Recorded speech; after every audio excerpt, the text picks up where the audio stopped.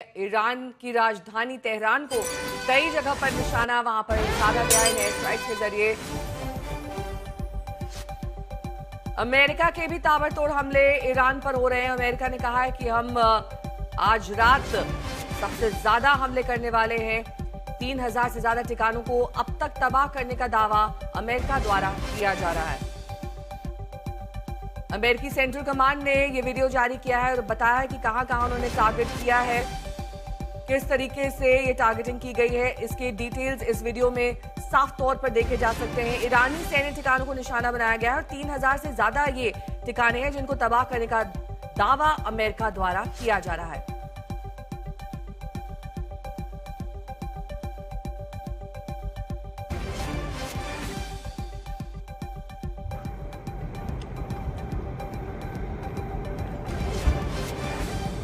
और इराक से इस वक्त की बड़ी खबर आ रही है। इराक के दक्षिणी इलाके की ऑयल फैसिलिटी पर ड्रोन से हमला किया गया है और हमले के बाद ऑयल फैसिलिटी में आग लग गई है। इराक के बसरा में विदेशी कंपनी ऑयल फैसिलिटी पर यह हमला किया गया है।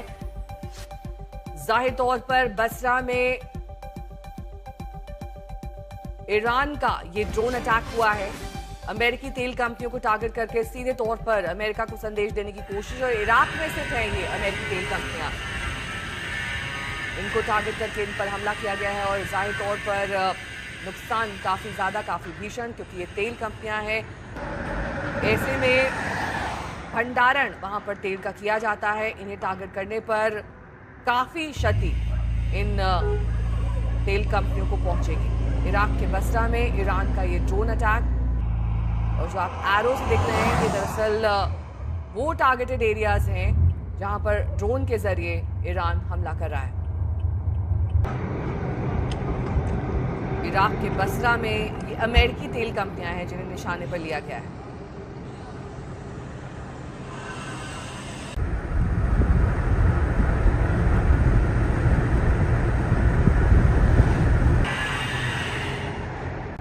और इस बीच इराक से एक और बड़ी खबर आ रही है। इराक के इरबिल में एक होटल पर ड्रोन से हमला हुआ है। इरबिल के रोजाना होटल पर यह हमला किया गया है।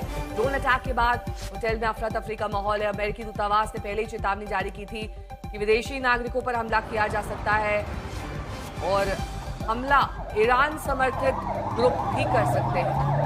तो इराक के इरबिल में एक होटल पर ड्रोन से हमला हुआ है। ये उसी होटल की बाहर की तस्वीरें हम आपको दिखा रहे हैं जहां पर यह हमला किया गया है। सुमित मेरे सहयोगी जुड़ गए हैं तमाम जानकारी के साथ। सुमित, ये कौन से ईरान समर्थित ग्रुप हो सकते हैं जिन्होंने होटल को टारगेट किया है?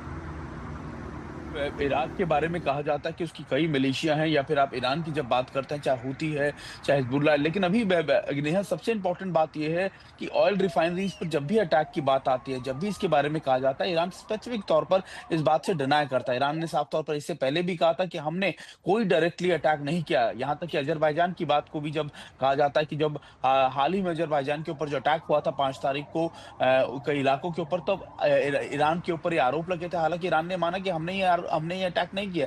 तो ये माना, अभी ये जो परिस्थितियां बन रही है खासतौर पर रिफाइनरीज को लेकर या दूसरी जगहों को, ये माना जा रहा है कि कई प्रॉक्सीज हैं जो अटैक कर रहे हैं, लेकिन इन सभी अटैक से नुकसान सीधे तौर पर ईरान को हो रहा है और ईरान इन बातों से डिनाई कर रहा है। नेहा, ये जो होटल पे हमला हुआ है इसके बारे में क्या ताजा जानकारी मिली है? देखिए, कई बार ये कहा जाता है कि इस होटल के ऊपर, कई ऐसे होटल्स के ऊपर, रिहायशी इलाकों पर जो अटैक किए जा रहे हैं वो इसलिए किए जाते हैं क्योंकि वहां पर यूएस फोर्सेस की मौजूदगी रहती है। आपको याद होगा कि बहरीन में जब उनकी राजधानी के एक होटल पर पहले दिन पर ही अटैक किया गया था, तब ये स्पेसिफिक तौर पर ये रीजन दिया गया था कि वहां पर अमेरिका के पेंटागन के 2 अधिकारी मौजूद थे, या उनके ऑफिस या उनके जो नेशनल कम्युनिकेशन सेंटर के ऊपर अटैक किया गया था, वहां पर उनका एक बड़ा ऑफिस मौजूद था जो लगातार ईरान के खिलाफ बड़े कामों में, स्ट्रेटजीज के लिए वॉर रूम का काम कर रहा था। तो ऐसे में ये जस्टिफाई किया जाता है कि सिर्फ और सिर्फ उन मिलिट्री इंस्टॉलेशंस को, उन रिहायशी इलाकों की बिल्डिंगों को टारगेट किया जाता है जहां पर अमेरिका की मौजूदगी रहती है। जाहिर तौर पर स्पेसिफिक टारगेट्स हैं और इन्हीं को अब निशाने पर ले रहा है ईरान। हालांकि कई जगहों पर हमले से डिनायल भी आ रहा है ईरान द्वारा। अशरफ वानी मेरे सहयोगी जुड़े हैं तमाम जानकारी के साथ। अशरफ, आप पिछले कई दिन से वहां पर मौजूद हैं, वहां पर किस तरीके के डेवलपमेंट्स आप देख पा रहे हैं और धीरे धीरे कैसे परिस्थिति वहां पर बदल रही है? परिस्थिति बहुत सारी बदल गई है, उसके लिए आगाह भी किया है जो गल्फ ऑयल कॉरपोरेशन के अधिकारी हैं, उनका कहना है कि यदि ये जंग और कई दिन तक चलता रहा, यानी उनका अल्टीमेटम है कि 3 हफ्ते तक जो अगर ये जंग चला तो कहीं ना कहीं दुनिया भर में इन्फ्लेशन होगा, यानी तेल के दाम बढ़ेंगे। जो हमने पिछले 4-5 दिन के दौरान देखा है कि किस तरह से $90 के पार अंतर्राष्ट्रीय मार्केट में जो है तेल के दाम हो गए हैं। उसी तरह एलपीजी गैस के दाम भी हो गए हैं और इन एनर्जी क्राइसिस से हमारा देश भी अछूता नहीं रहेगा।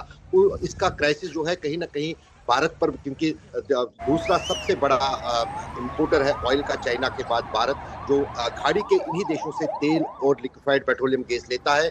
फिलहाल रूस से हमारी एक विंडो खुल गई है तेल और एनर्जी को हासिल करने के लिए, क्योंकि उस पर अब अमेरिका को कोई आपत्ति नहीं है। लेकिन उस बीच काफी जो है आर्थिक तौर पर दुनिया के सभी देशों को जो है चोट पहुंच रही है। लेकिन यहाँ पर महत्वपूर्ण ये है कि जिस अंदाज से दोनों तरफ से, खासतौर से अमेरिका की तरफ से जिस अंदाज से रोज डोनाल्ड ट्रंप यानी अमेरिकी राष्ट्रपति के बयान आ रहे हैं, वो कहीं न कहीं चिंता बढ़ा रहे हैं। क्योंकि इस युद्ध की शुरुआत इजराइल ने की थी, जिसका साथ अमेरिका ने दिया था, और बाकी जो है इसकी जवाबी कार्रवाई में ये दलील ईरान की है कि वो सिर्फ अपने आप को डिफेंड कर रहा है। यहाँ दूसरी तरफ ये भी है कि जो संकल्प, क्योंकि डोनाल्ड ट्रंप जब किसी बात पे अड़ जाते हैं उनको फिर रोकना मुश्किल हो जाता है। यही कारण है कि यूरोप के अधिकतर देश अभी भी सलाह दे रहे हैं कि इस युद्ध को रोकना चाहिए। यूनाइटेड नेशंस ने भी इस पर चिंता जताई है कि जिस अंदाज के हालात जो है पूरे खाड़ी के देशों में, खासतौर से जिस अंदाज से ईरान पर ताबड़तोड़ हमले इजराइल की तरफ से भी और अमेरिका की तरफ से भी हो रहे हैं। लेकिन क्या इस मिशन में अमेरिका या इजराइल कामयाब हो सकता है? बहुत कम लगता है। अब कुर्दिश लड़ाकू जो कि इराक में स्थित है, उन को संपर्क साधा है अमेरिका ने कि वो उनकी लड़ाई लड़े ईरान में। क्या वो संभव है? वो भी मुश्किल लग रहा है। इस बीच कई सारे प्लेयर्स जो यहाँ इस पूरे खाड़ी के देशों में, चाहे ईरान हो, इराक हो, उनके प्रॉक्सी जो हैं वो भी एक्टिव हो गए हैं। खासतौर से जहां मैं खड़ा हूं, लेबनान की अगर बात करें, ये मुल्क में 3 साल से यहाँ पर, जब से युद्ध शुरू हुआ था गाजा का, तब से यहाँ पर आ रहा हूं। लेकिन जो तबाही और जो हाल इस समय यहाँ पर देखा जा रहा है कि किस तरह से लोगों को बिना वार्निंग के पूरे शहर को खाली करने की बात कही जा रही है। यहाँ जब मैं इस वक्त लेबनान में बीरूत के उस हिस्से में हूँ जो थोड़ा सुरक्षित माना जाता है, लेकिन अगर दूसरे तरफ जाए जो लेबनान का दक्षिणी हिस्सा है, जिसको दहिया जिला कहा जाता है, जो आबादी के लिहाज से सबसे ज्यादा प्रभावित है, वहां पर जो है करीब लाखों लोगों को जो है घर छोड़ने के लिए कहा गया है। वो घर छोड़कर अब खुले मैदानों, सड़कों पर जो है कहीं ना कहीं अपनी सुरक्षा के लिए रात भर गाड़ियों में जो भी जगह उनको मिल रही है वहां पर डेरा डाले हुए हैं। और अब शेल्टर्स जो है वो तो बिल्कुल यहाँ नहीं है, क्योंकि यहाँ गवर्नमेंट कोई काफी एक्टिव नहीं है। तो इसलिए जो है अब जो एनजीओज हैं वो स्कूलों में, खुले मैदानों में, और वॉलंटियर्स जो हैं वो उन प्रभावित लोगों को जो घर छोड़ के चले गए हैं उनके लिए कुछ कर रहे हैं। लेकिन काफी मुश्किल लग रहा है। आने वाले दिनों में अगर ये परिस्थिति रही तो ह्यूमैनिटेरियन क्राइसिस जो है उनमें इजाफा होगा, और साथ ही साथ अब जो सिविल वार जिसकी बात की जाती थी, चाहे वो इराक हो, लेबनान हो, वहां पर जो है इस तरह की चीजें फिर पनप सकती हैं। और जो मलेशियाज हैं या जो अलग अलग गुट है जो कि असला रखते हैं अपने पास, जिनके पास वेपनरी है, वो कहीं ना कहीं इस अनरेस्ट का लाभ लेकर अपने अपने सिद्ध हासिल करेंगे। यही कारण है कि कई सारे देश अब ये चिंता भी जता रहे हैं कि अब इसमें कौन कहाँ गोलीबारी कर रहा है, इसका समझ नहीं आ रहा है। यहाँ पर कि जो टर्की पर मिसाइल अटैक हुआ था उससे ईरान ने इनकार कर दिया, फिर वो मिसाइल कहाँ से आया। तो कई सारे देश और कई सारी जानकार ये भी मानते हैं कि अपना उल्लू सीधा करने के लिए जो है कुछ जगहों पर जो है एक देश दूसरे देश के हितों को चोट पहुंचाने के लिए इस तरह के हमले कर रहे हैं। आप बने रहे हमारे साथ।